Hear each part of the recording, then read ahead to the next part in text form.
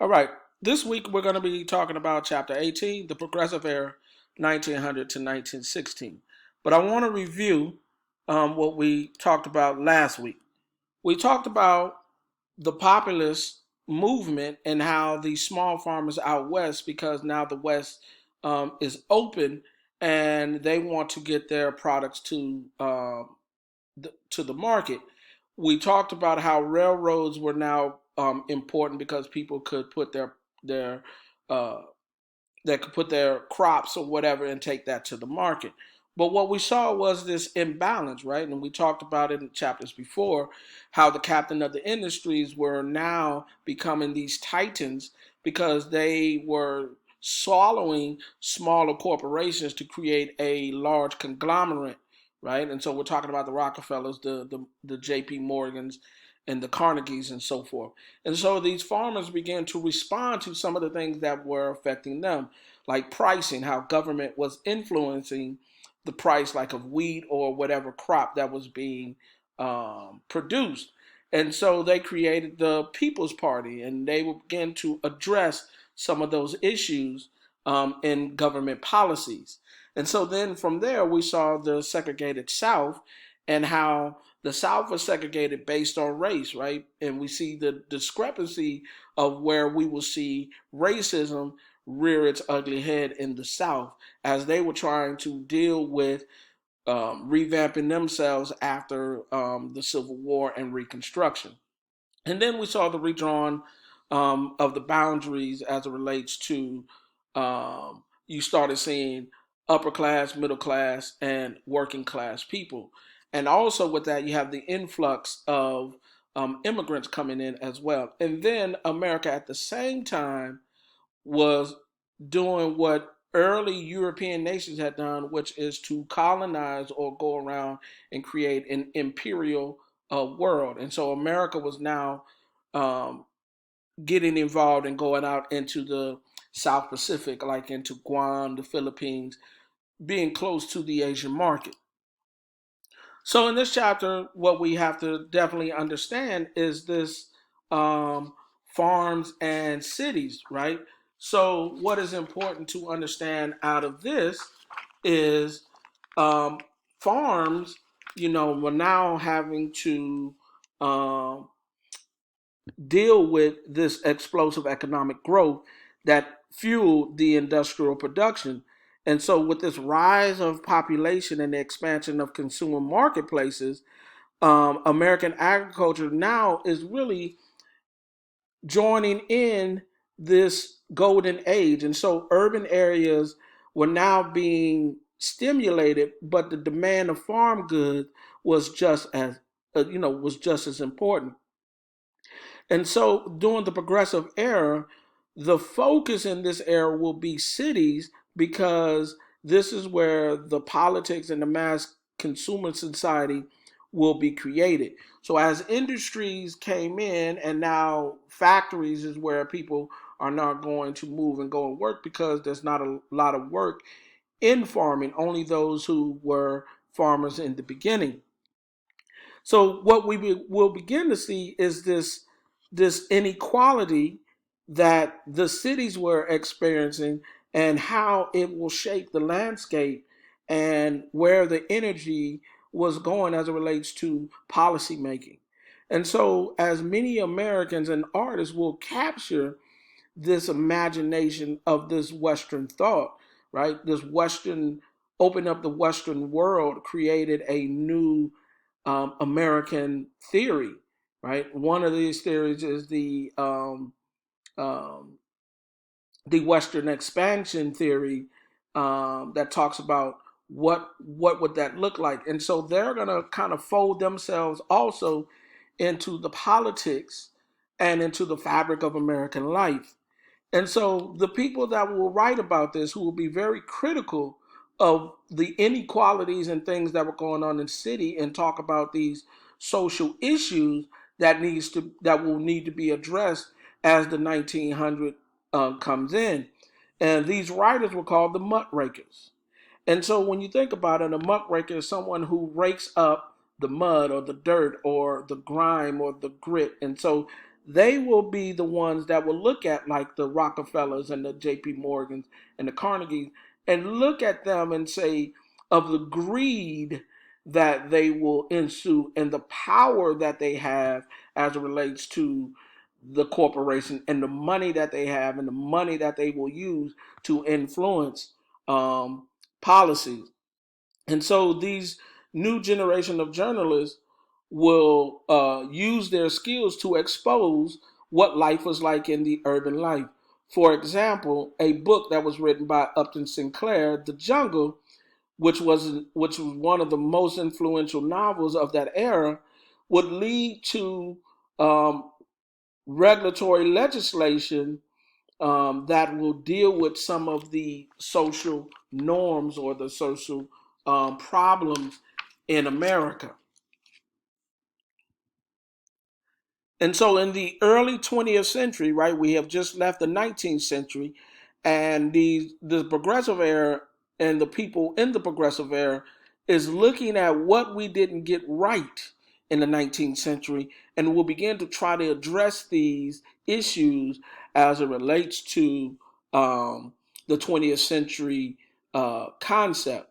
And so, as we will see, right, when America is industrializing, this is the same time that other European countries will be coming in large numbers to America for the freedom that America represented. That's why when you think about freedom and you what in the back of your mind, what you should see is the Statue of Liberty, right? And that image of a woman standing tall in the New York harbor express this freedom that a lot of immigrants from European nations will not experience in their country. So they're coming to this new country.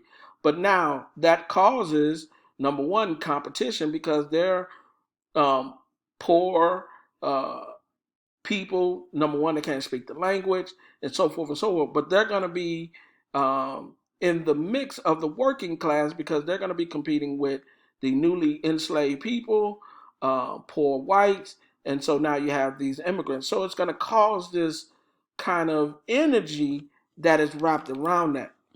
And so as new immigrants were peaking at this time, it will create this large process of worldwide migration, and it was set in motion by the Industrial Revolution.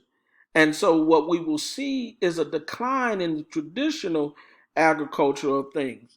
And so, as this massive shift of people throughout the world will be coming, we will see a lot of European immigrants come through Ellis Island.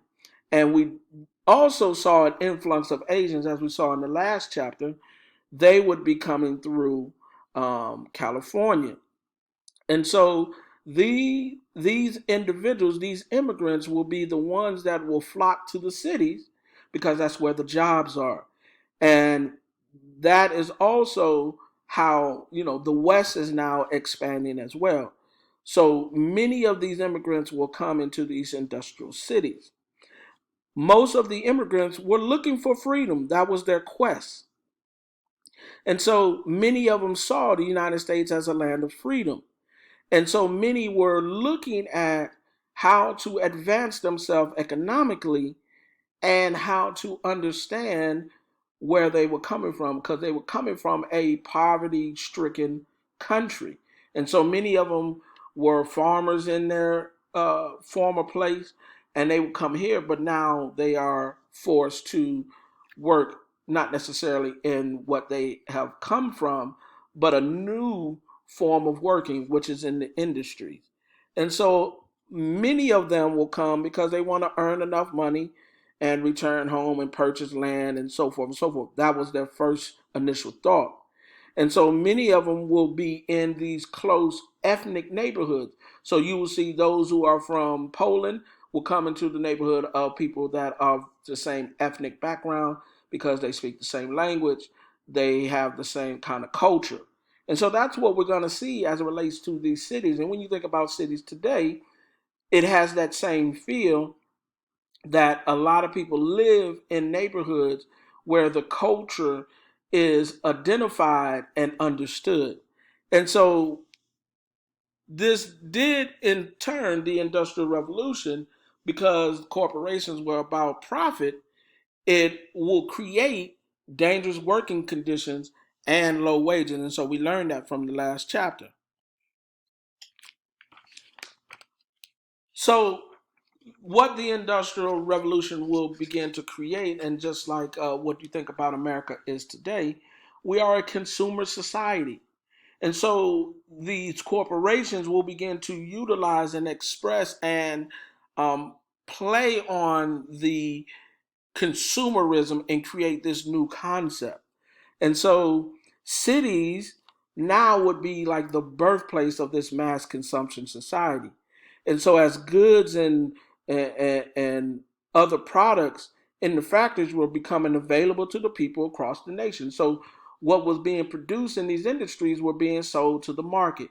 And people will want these things, right? A lot of people go to work a lot of times to buy nice things. People, we do that even today. We want to buy nice things, or we want to have nice things, or access to those nice things. And so now we got to go out and get into the working force. And so, as the foundation of this new understanding of freedom and access to goods made available, it creates this new concept called modern capitalism. And so, as people will begin to want leisure activities and mass entertainment, this all will be brought into the focus during the progressive era. What we will see, majority of the working people in these industries will be women and children and other minority groups. And so, as women now are looking and seeing these urban public places, it will create this dramatic change as we think about what was the traditional role for genders.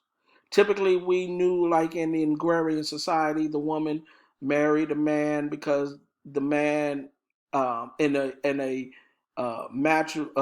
patrilineal society, the man was the one that go out, makes the money, and the woman is the one that stayed at home and educated the kids and did a lot of the things around the house, more of in a domestic mind state.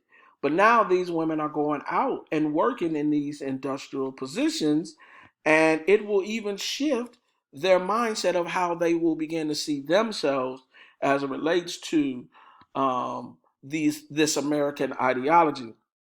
And so the working woman will now become the symbol of female emancipation. So women before, like 1848, we got the Susan B. Anthony's, and then when they were speaking, looking at the abolitionist movement of freeing enslaved people, and women were asking the same thing.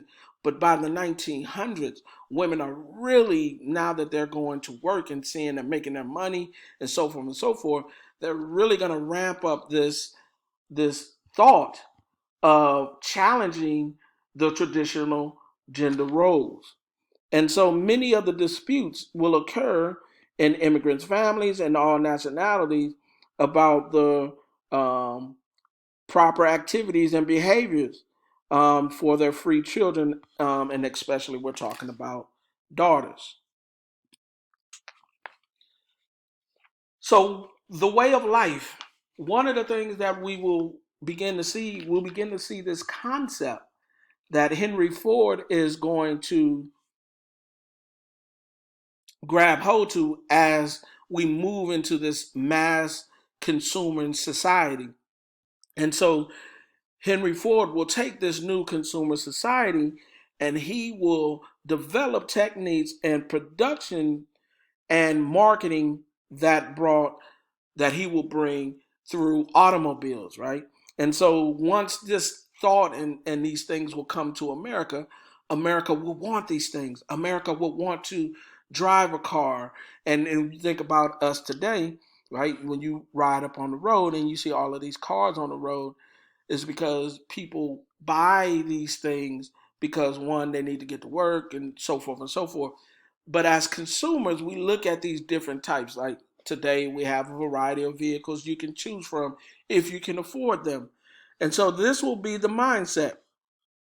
So an early intervention that took one part, and from that one part, it creates a final product, Henry Ford will take this and create what is called the assembly line.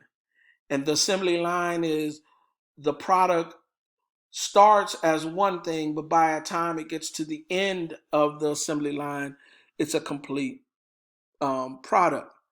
And so what Henry Ford did was he saw something a little bit different. So he increased his wages because he didn't want people to leave jobs within 3 to 4 to 5 years. He wanted people to stay and work. So he thought of the process to create higher wages, and this will attract skilled laborers. Um, and so this term is what we're looking at is called Fordism, right? The ideal of what Ford brought in. And it describes this economic system based on mass production and consumption. And so what we will see in the early 1900s is this promise of abundance. And so, as the promise of abundance, you will begin to see corporations uh, go into advertising. And when you think about our world today, our world is based on advertisement. You can't watch a TV show without watching advertisement. So, a 30-minute show has at least 20 minutes, or a hour-long show has at least 15, 20 minutes worth of advertisement of asking us to be consumers. And so this, in turn, the advertisement will lead to increased sales, and it will link these goods to the ideal of freedom. So in your book, you will see on some advertisement pamphlets where where they will have Lady Liberty talking about being a consumer leads to your freedom. And this is the concept of abundance. And so, as this will begin to define Americans' way of life, this concept will include living wages and then the American standard of living. And so, it offers this new critique of wealth and power and the inequalities that we saw from our last chapter. So, some will begin to consider a decent standard of living as a right as a citizen. So, many will connect themselves that this should create this freedom that people should be able to experience, and that will be the American way of life. And so also, you will also see industrial freedom, where companies will want greater control over their work process. And so, as many workers will complain about losing personal autonomy in their work, in the progressive era, we will see a new shift. And this new shift will look at a more scientific way, like looking at the scientific method. The scientific method takes you through several processes in order to get to an end result. So what we will see in the 19th century, the 20th century, we will see this scientific management.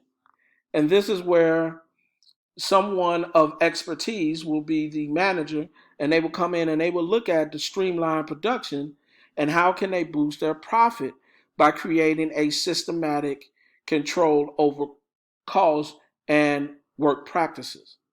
And so a lack of industrial freedom was believed to be at the root of the labor promise. And so a lot of these progressives saw strong labor unions as the way to give workers a voice in the labor decision.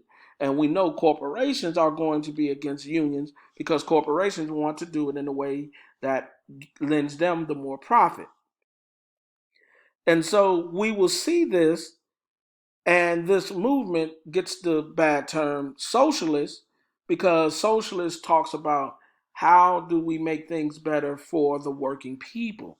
And we will see this from a man named Eugene Debs.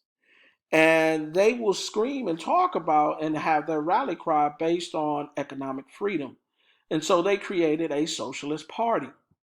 And so socialists, like many people have been hearing when you heard about recent presidential elections, one led by Bernie Sanders, that was talking about free college tuition, improvement of labor condition, and public ownership of railroads and factories, right? This was more on the thoughts of a democratic ownership of the economy, because we know railroads were closely tied to governments, and the government were controlling the rail rates and even how the price of products going to the market. That's why the Populist Party uh, formed the People's Party, because they were beginning to speak out against that as we were leaving the 19th century. And now that we are in the 20th century, these things are up front and need to be addressed.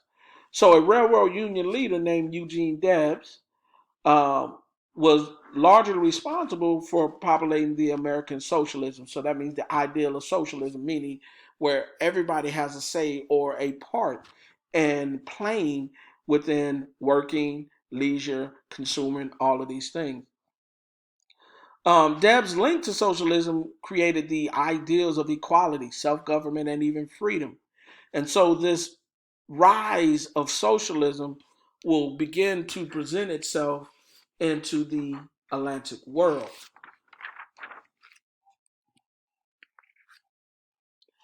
So, just as we were talking about in the last chapter, that a lot of strikes were and protests were cropping up, we will also see that brought into the 20th century.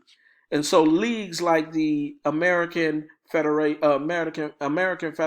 of Labor and the International Workers of the World will begin to seek out some of these things.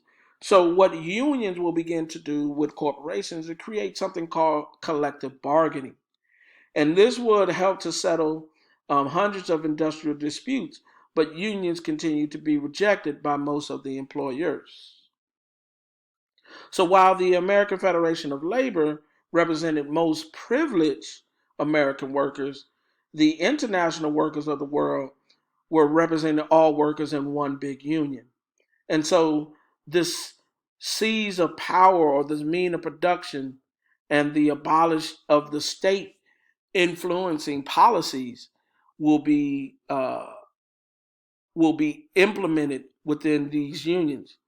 And so, as these new immigrants were now on strike, the mass strikes among immigrant workers, and they would demonstrate the ethnic cohesiveness that could be a basis of a unity. So we will see things like this in Lawrence, Massachusetts, where a public outrage after workers' malnourished children marched in New York City. And so these labor movement banners would read, "We want bread and roses too," right? So this freedom that we're talking about, and that freedom that was spoken about, that we were not seeing so much in the last chapter. And so many of the laborers were beginning to link and understand of civil liberties, right? And when we think about civil liberties, we're talking about the civil liberties that we are afforded to that came out of the Constitution. And so these labor conflicts will make like free speech a significant public issue in the early 20th century. And courts were rejecting workers' claims by issuing injunctions, and even some local governments were banning outdoor meetings to prevent labor organizations. So here we're seeing where government, the three branches of government, were all being influenced by corporations, because corporations had the money to influence governmental policies. But here are the people who are really doing the legwork of the industrial world. The industrial world would have never happened if it wasn't for the new groups of employees, right? And so these strikes will bring these ideologies in. So it also, in the 20th century, females seeing their new role and seeing themselves in a different light. And so we will even see a new ideal as it relates to feminism. And so they will attack the traditional roles of the sexual behavior and the gender roles. And so these issues will begin to emerge, such as women asking the right to vote and for greater economic opportunities. And so you will see artists, intellectuals, dancers, among all of these practicing this new feminism. And so these issues will deal with personal relations that typically were private issues. But these are now becoming public debates. And with the muckrakers, the new generation of journalists, it'll be brought to publications. And so you will begin to see more women freely expressing themselves sexually, talking about things that are pertinent to a woman, like reproduction choice. And so this will create women's emancipation. So to make it clear, right, when we think about Texas just passed a law as it relates to um, dealing with abortions. And so this has been this fight since Roe v. Wade in the 70s. And so this fight is not just what happened in the 70s. Here we're seeing where this fight kind of emerged and where it becomes a part of the American fabric.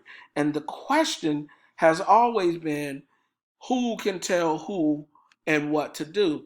And a lot of people always want or always state we don't want government to tell us what to do, because when you look at the makeup of government is predominantly a white male institution. And so here you have these females who are seeing this dominant traditional role that America has been about since the inception. You're seeing women now coming and challenging that, because women are now a focal point as it relates to the working class. And so these attitudes will then begin to spread amongst the young and those who were unmarried and self-supported women. And so it created this birth control movement where a number of women were demanding the right to control the reproduction while enjoying their active sexual lives. That's what was being addressed. So a woman like Emma Goldman will tour the world and educate the crowds about subjects from um, um, anarchy and even homosexuality and reproductive freedom.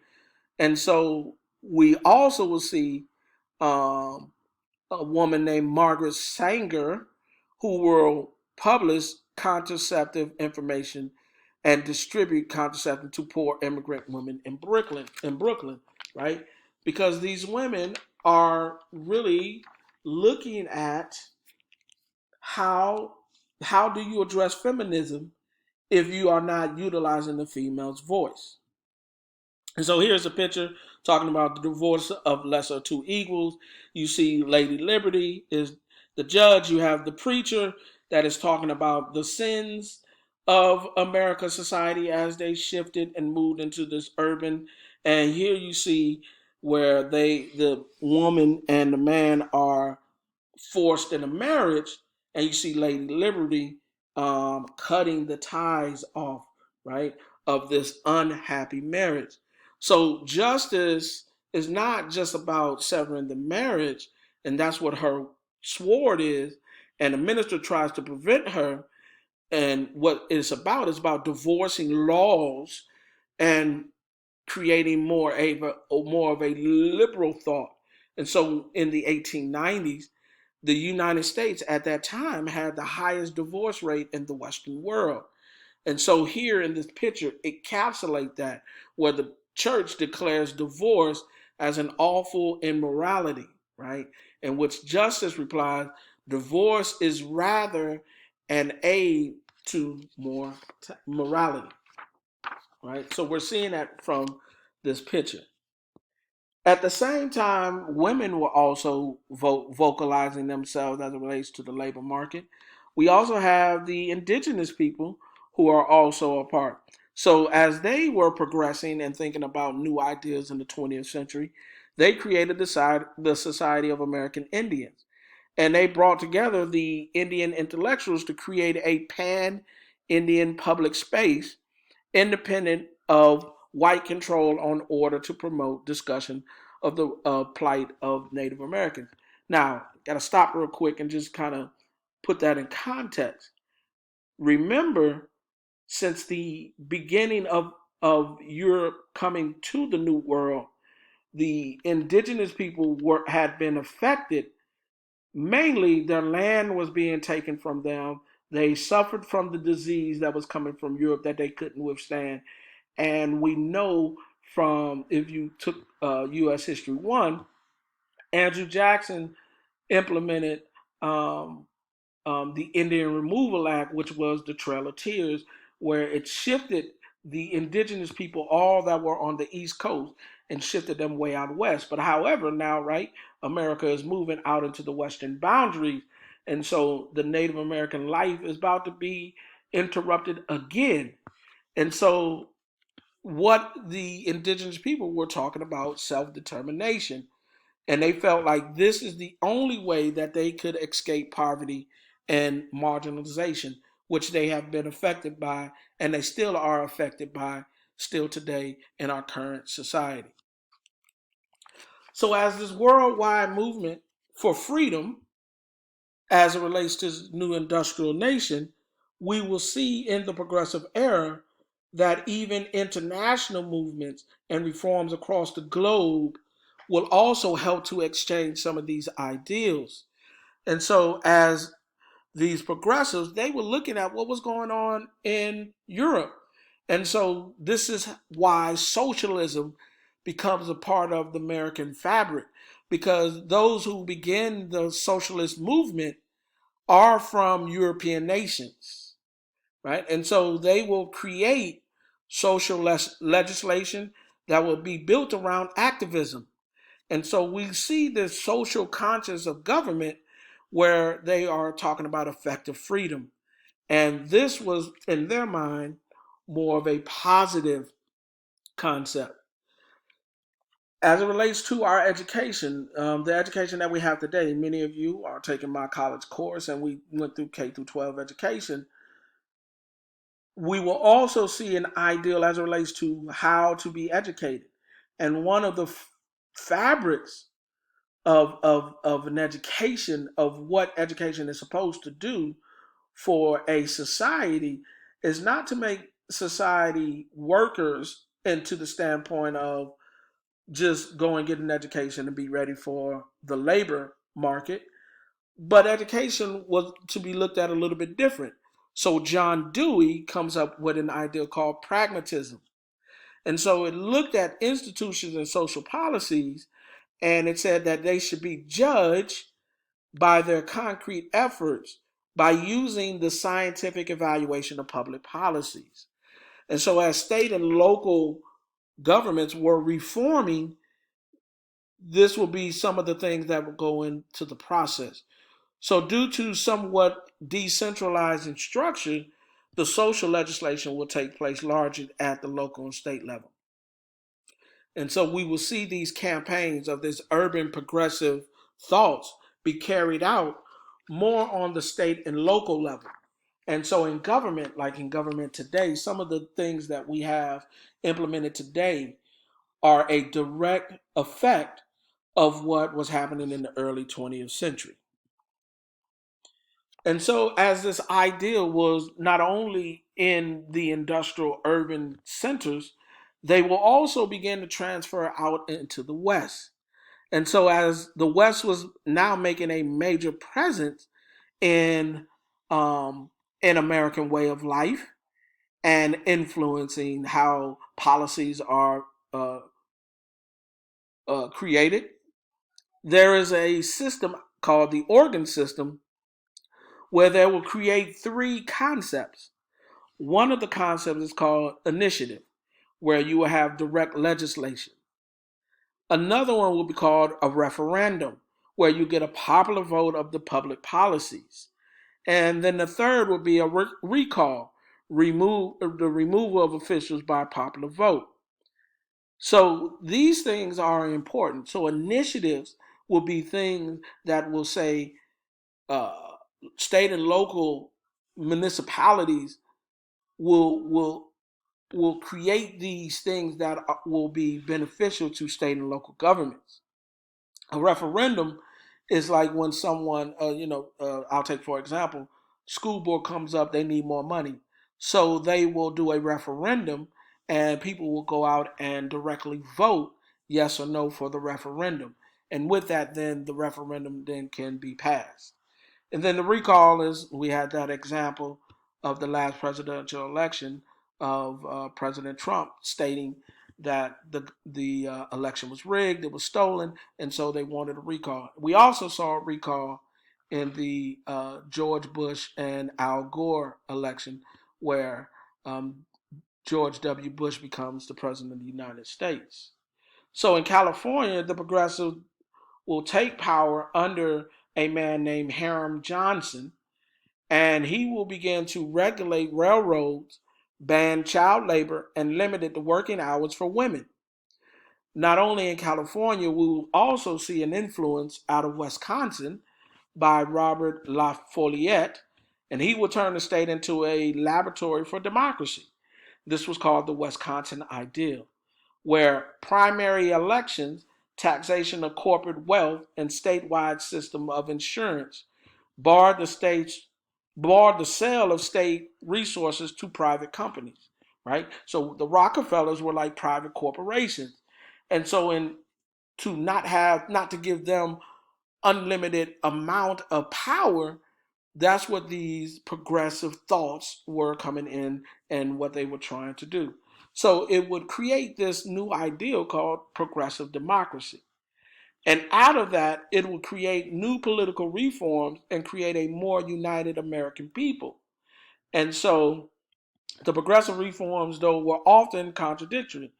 For example, what was passed in the progressive era will be something that we still do today is the 17th Amendment, where the people will have direct access to vote in our senators. So we know that our Congress has two houses. It has a Senate and it has a House of Representatives.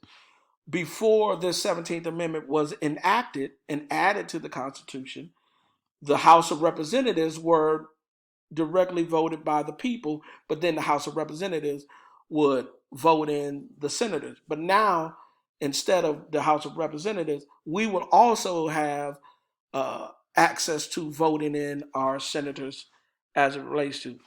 You will begin to see primary elections like you see now, where you see the Democratic Party will do their primary election, do the presidential campaigns, and you'll see the Republican and independents and so forth and so forth. You will see the women will be asking to um, the suffrage of voting, but then you saw the disenfranchising blacks in the South. Remember, so we talked about in the last chapter the segregated South, where what they did was stop the black males from voting. Remember, that was added right after Reconstruction with the 13th, 14th, and 15th Amendment. Now that you can eliminate a group out of the political process, you now can create laws that will in turn affect them, and they won't have no say so. So if we go back and think about it in history, when the colonies were griping about the same issues and brought up that famous quote, no taxation without representation. This is what's happening right now in the 20th century. And so that's why this progressive democracy was happening and was important. The progressive democracy also wanted to replace elected officials with appointed commissioners or managers. That's the scientific management aspect. And then voter qualification tests and regulations limit poor voters. So, as many of the progressives will evaluate voters and who is fit to vote, not their absolute numbers. And they will order efficiency and centralized management. And now, educated professionals could be trusted more than ordinary citizens to solve the American problems. So, as I talked about it, we will see some social issues being addressed, and one will be by Jane Addams and the Hull House. She is challenging the barriers of their involvement in political development, and she creates a new grassroots vision for this progressive government. And so, in the era, she becomes the prominent female reformer, where she found the Hull House or others were called the settlement houses. And this was to improve the lives of the immigrant poor by establishing services within the poor neighborhoods, socialism.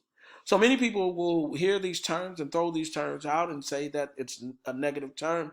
But here are where the poor doesn't have a loud voice.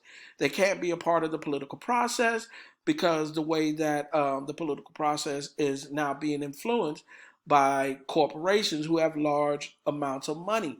And so money is louder than these poor immigrants and poor people going and working in these industrial cities. And so it begins to spearhead these reforms. And so these new women reformers were often educated and provided social services. And they became convinced that the government action was essential for improving lives. So these female activists will see them spread out amongst the country, which then creates this campaign of women's suffrage a lot louder. And so the campaign will enrage a broad coalition of women, and now this becomes a mass movement for the first time. In the beginning, it was just women, a small pocket of women talking about asking for the freedoms. But now it's on a larger scale. And so this focus in the passage of a national constitutional amendment. And then this maternalist reform will involve the desire to exalt women's roles within the home and apply it to public policies and government actions. And so women were now encouraging the government to deal with women's reproductive capacity and enable them to be economically independent at the same time. With this came a rise of national states. One such we will see from Theodore Roosevelt, where this rise of national state. And as Theodore Roosevelt became a more active individual and continuously engaged with his presidential concept, he will come in with this thing called the Square Deal. And he will distinguish between good and bad corporations. And a lot of the corporations did not like Teddy Roosevelt. Matter of fact, they would call him the Trust Buster because he's coming in to bust up a lot of these corporations that had a tremendous amount of power. And so Roosevelt was looking at these and talking about the greedy financiers that were being pointed out by the muckrakers. And he was talking about corporations were only interested in profit. And he will begin to try to dissolve some of them. First stake will be the Northern Security Company under the Sherman Antitrust Act, right? And this act will be implemented to stop corporations from having a monopoly. Because we will see like the Rockefellers and the Carnegies will have a monopoly on their industry. And so then we will begin to get a more push for a direct federal regulation of the economy. And so we will see acts like the Hepburn Act, the Pure Food and Drug Act, and the Meat Inspection Act. Right? And so when we talk about those things, right, that President Roosevelt is attacking, these acts in turn will help the federal government to come in and try to help regulate and make it more of a fair democracy. Out of that, when Roosevelt will deal with these things, he will reinforce by creating a new entity called the Interstate Commerce Commission, the ICC. And their responsibility was the power was typically restricted by the Supreme Court. And so the public opinion had shifted in support of Roosevelt, and Congress passed the Hepburn Act. And this act gave the ICC the power to set railroad rates and to help create this important step of giving the federal government regulatory powers. And so many of the businessmen supporting this creation of new federal agencies to improve consumer products were being alarmed by Roosevelt's call for federal inheritance and income taxes and interstate business regulation, which when we look at the Constitution, the federal government has power over state and local government as relates to international or interstate commerce. Not only will we see that, we will see the conservation policy. Theodore Roosevelt believed in, especially out in the west of like Yellowstone Park and other natural entities about of America, and he didn't want it to be perverted by private corporations that are only interested in um, profit. So John Muir comes in and he creates the Sierra Club, where they wanted to preserve the forest from uncontrollable logging, where people were just cutting down the forest.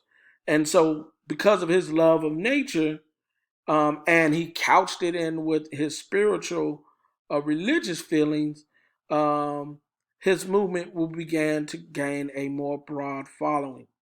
And so now many Americans now lived in cities began to see nature as a place for recreation. And so what we will begin to see in the early 20th century, uh, the uh, the parks. So like now when you see in cities these parks were a part of enjoying nature and not just having just cities and cities alone. Parks bring about this freedom or this understanding we are a part of a bigger concept. And if you think about that, that's what the indigenous people were about. That's why they didn't own land. That's why they didn't cut down land in that regard. They didn't see land as a profit. They saw land as a piece of them and a piece of nature. And so that's what John Muir was thinking about. So this conservative movement will be really brought under Theodore Roosevelt, where he will create federal policies, and this movement will begin to promote the creation of national parks. And it also talked about the conservation of water in the West because water was not, you couldn't get water in some of the places. So that's why you're going to see the creation of dams and water reservoirs and so forth and so forth. But as Roosevelt did his part, the next election cycle, um, his vice president will come into play, and it will be William Howard Taft. He will pursue the antitrust policies as Theodore did, but he'll be a little bit more aggressive. And so he will begin to create the breakups of like the Rockefeller Standard Oil and endorse a rule of reason to judge corporations. And then we now see, so we saw the 17th Amendment as it relates to direct elections of senators, but now the 16th Amendment talks about gradual income tax. And so when you think about that, as a person, when you go to work, you are taxed on your working wages. Taft um, gravitated to more conservative Republicans and leading Roosevelt and launched the Progressive Party, which then lends to itself the election of 1912, where Roosevelt felt that Taft was not as aggressive as Roosevelt. Taft was a little bit different in his presidency. And so it became this contest between Taft, Roosevelt, Woodrow Wilson, and Eugene Debs as a socialist. And so as this battle between Wilson and Roosevelt will rise of the federal government in securing economic freedom, these two competing strands of progressivism were looking a little bit different. Although both believed that government action was necessary to preserve individual freedom, but they both differ as it relates to the dangers of government's power and dealing with economic concentration. So Wilson comes up with a new plan called New Freedom and New Nationalism. And this is the new thought that Wilson was bringing. And so he feared big government.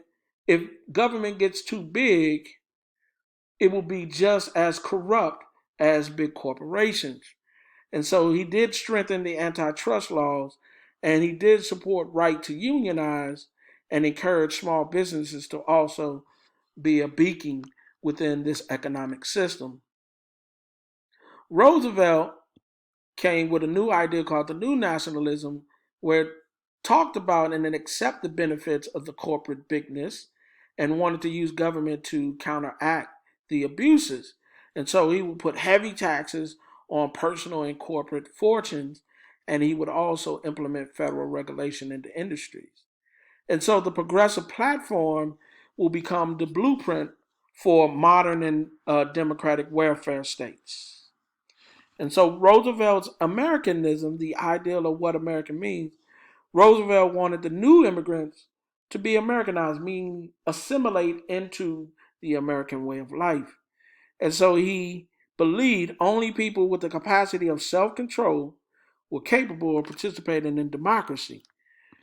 In that, in this concept, women were excluded and people of color were excluded from the ideal of Americanism.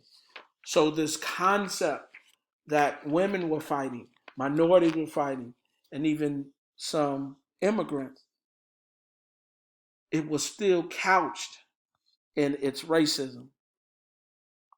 And so, as Wilson first term, he did prove to be a strong and effective leader, and he will pass the Underwood Tariff, the Clayton Act, the Keating-Owen Act, the Addison Act, and the Warehouse Act, and all of these acts, are extremely important and they are expressed in your book. So please go back and make sure you understand how these acts are tied into. And so, with the expanding role of government, Wilson will embrace a greater government supervision of the economy. And in 1913, we will see a new system called the Federal Reserve System. So the Federal Reserve System is something that affects us today, where the Federal Reserve can dictate how money is circulated in our economy, interest rates, and so forth and so forth. The thing about the Federal Reserve System is they're not a government entity. So they're a board of governors and they are all appointed. And so, as we saw in 2008 with the economic depression that we had went through, we saw that when you allow our federal our economic system like Wall Street go unregulated, they are about number one profit. So they are about making profit for themselves, and in turn it affects the American economy. Those workers who worked their whole life with their savings were being taken from them in 2008. And so we would get the Federal Trade Commission, and government at all levels assumed authority to protect the advance of the industrial freedom. And so we will see this as it relates to the expansion of government. So that was a long bit of information. And when you read the textbook, you can put it all together. I just wanted to tie a lot of things together. So, what we saw in this urban age, we saw a new consumer society be created. And from that, these progressive eras created a variety of progressivism and what that looked like. And everybody looked at it very differently. And the politics of progressivism affected the presidencies that we will talk more about in the next chapter. And these progressive presidents saw things a little bit different of what should be government, um, where government should step in and be for. So as we see that, we will also be talking about, as it relates to, remember, there's about to be a world war, and how will America see themselves as it relates to this world conflict, and how will President Woodrow Wilson deal with that, and then America, do they get in or do they not? Do they stay in? And these concepts will all be played out. Thank you.